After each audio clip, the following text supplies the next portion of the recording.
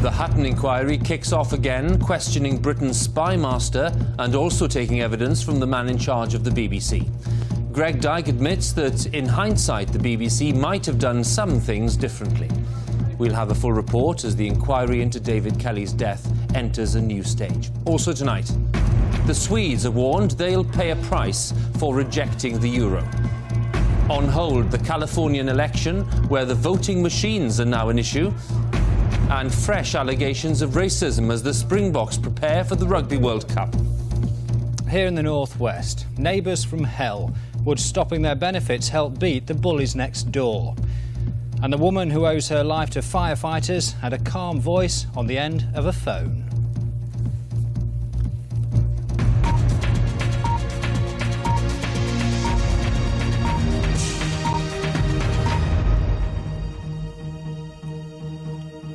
Good evening. For the first time, the head of MI6 has been speaking in a public forum.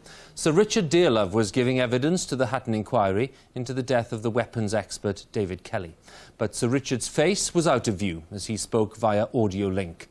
He insisted the intelligence on Iraq's weapons had been accurate, but said some of it had been misinterpreted. His evidence was followed by that of Greg Dyke, the BBC's Director General, who conceded that, with hindsight, the corporation might have behaved differently in some areas. From the Royal Courts of Justice, here's Nicholas Witchell. Endlessly written about, but obsessively secret. A place where the official in charge is still known as C.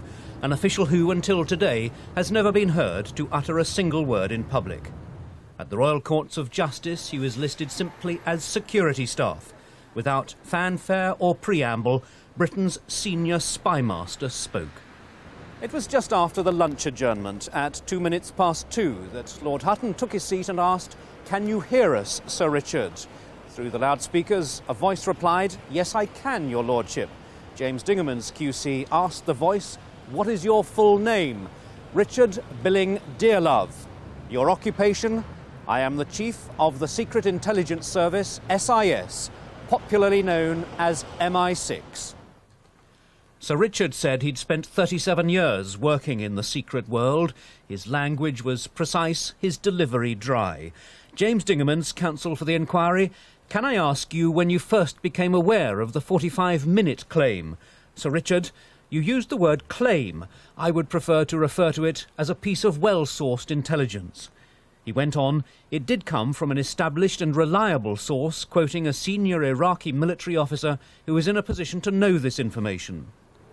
He said some of the concerns about the dossier expressed by defence intelligence scientists like Dr. Brian Jones bemused him.